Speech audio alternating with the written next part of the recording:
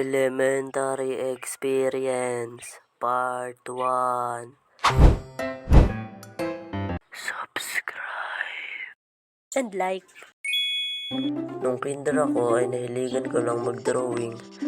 Kahit saan nagdo-drawing ako, mapa pader o likod man yan ng notebook, dodrawingan ko talaga yan. Kaya nung graduate ako ng kinder ay nagkaroon din naman ako ng award na best in drawing. Galing ko talaga mag-drawing. At siguro naman ay naranasan nyo na din na magkaroon ng crush. Kasi ako, oo. Itago na lamang natin siya sa pangalang Daniel. Hoy, crush ko yun, oh. Sasabihin kita. Sige, pag sinabi mo, iyak talaga ako dito maghapon. At pocha, sinabi niya nga. Yun, umiyak talaga ako hanggang uwian. Nung grade 1 ako ay laging may pinapasulat sa amin ng aming teacher.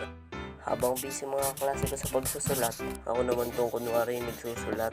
#wag tularan. Patingin-tingin pa nga ako nun sa blackboard para hindi mahalata ni ma'am eh.